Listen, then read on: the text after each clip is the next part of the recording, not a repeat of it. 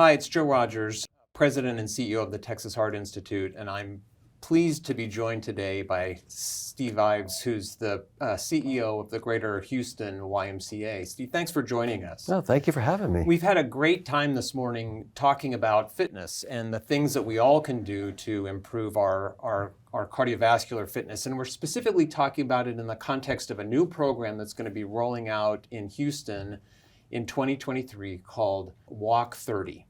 And I'm interested to hear what your perspectives are on this kind of an exercise program for our community and how you're planning to participate and advance the initiatives around a healthy lifestyle. Thank you. Thanks for having me. And I'd say first and foremost, whenever a community commits to something and shows their intentionality, and key leaders get out in front of it and speak into it and then actually behave in the ways that we're suggesting, it makes a huge difference. It really helps people to appreciate and understand and believe in that as a thing. So the thing we're talking about is 30 minutes of walking every day. I think this idea of modeling behaviors that we find important is going to be critical for us as leaders in the community. Absolutely. So one of the things that really caught my attention in our discussions before we started taping was this concept of connectivity with others. Sure. And how important that is in not only getting a program like this up and running, but even the harder part is sustaining it over time. We all make commitments to our healthy lifestyles over and over and over again. And sometimes we're more successful for longer periods of times than others. But at the end of the day, when we have accountability partners, be it a spouse, be it a child, be it a neighbor, the person we meet at the gym, or people that we walk with in the neighborhood, we're much more likely to stick with it. And it's because of that connectivity and that relationship that happens. When we're in relationship with other people, another thing happens. And that is that our hearts and our souls and our spirits are lifted up. And we have the sense we're not alone. And I think there's too many people feeling alone out there, trying to fix whatever problem they might have or to improve their lifestyle.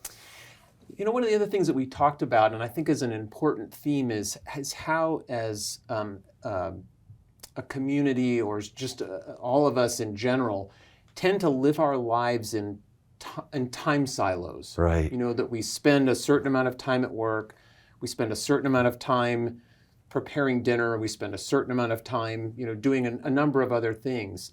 And I think that one of the challenges that we face in promoting exercise is that we try to carve out time to exercise. And we're all so busy, there's so much time pressure that we find it hard to fit that into our full packed day. What kinds of recommendations do you have for people to try to think about exercising and movement in a different way? Well, I guess there's this thing we keep talking about, which is work-life balance. And we can talk about this work wellness or health balance. And I think that sets us up. Like we've got, as you said, we've got our time for work and our time for taking care of ourselves. I think as much as we can merge those two things together and find ways through our work life, be it going for a walk when you're having a meeting, walking to the next meeting when the weather permits, getting up in the morning and having your phone call while you're walking with earbuds in, all of those kinds of things send a strong message. And I think we're in a world right now, especially post-COVID, where if you're walking and taking a phone call, it's much more understood, acceptable, believed in. I think that's one of the gifts of the last couple of years is that we can do virtual kinds of things. And so being on a phone call while you're walking is another one of those virtual things. You don't have to be sitting in your office to do this or driving in your car to do that. So I think just breaking that cycle of we've got to balance this. I got to carve out these 30 minutes separate from my work life and to make it part of the work life, part of the work day is, I think, a great example people like you and I can give to our colleagues. Yeah, I heard a really great concept a couple of years ago that it's not, the person that was promoting this idea was not promoting work-life balance, they were promoting work-life integration. And it's really the two things have to fit together. Correct. And so I really like this idea of integrating movement and exercise into just our daily lives. I think that's how we're going to bend the curve, I think, a little bit on people getting out and exercising. So tell me a little bit, what's what's the YMCA thinking about in the next year in terms of new programs and initiatives that that will benefit our community?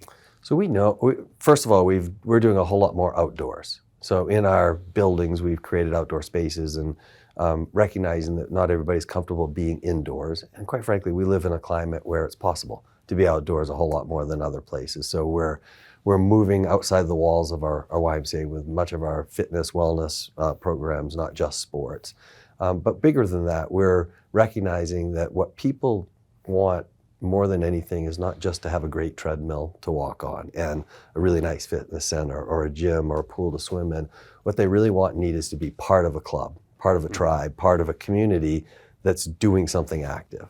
And the club's activities that we'll be coordinating and organizing in the coming years are just going to ramp up, because we've got some great examples of that. Some running clubs out of some of our Ys that have really come out organically. It's been mostly member driven. And so we're just going to pour gasoline on that, add some more, encouragement for that happening at a greater level in community. One of the other things I really enjoyed about our discussion was the emphasis that you put on the benefits of walking. And we talked a little bit about the fact that you were quite a high-performing athlete. At one point, yeah. But it's interesting now because it sounds like you're doing much more walking. Right. I've done the same thing. I spend a lot of time, my free time, and my exercise time, just walking. Right. And I think that there are great benefits. It's cheap. As you note, there's a lot of places to walk in Houston, and the climate, allows us to get out and spend a lot of time outdoors. But I support this idea from a cardiovascular perspective. I think walking is a terrific way to try to maintain some cardiovascular health, and it certainly has great benefits in terms of blood pressure and blood sugars and all of the things that our communities are struggling with from a health perspective. I wonder if you would elaborate a little bit on just the benefits of walking. Sure.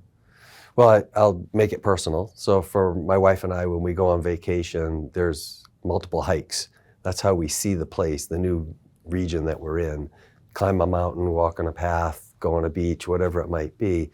It's just a whole different way of experiencing space together, but also relationships. When the best talks we have are when we're out moving, not sequestered to a couch or a chair. And I think the same thing happens with my friends and my family and quite frankly, work colleagues too. We'll go out to Camp Cullen and we'll walk around Camp Cullen, solve a lot of the world's problems when you're doing those kinds of things in a different way. So, but you also have that connection, that sense of we're in relationship together, differently than you and I sitting. Now, we're friends now, we've met and we've spent some time together and I think share a lot of similar worldviews and ideas around how to build a healthier community. But when we go on our walk together, it'll go to a whole other level.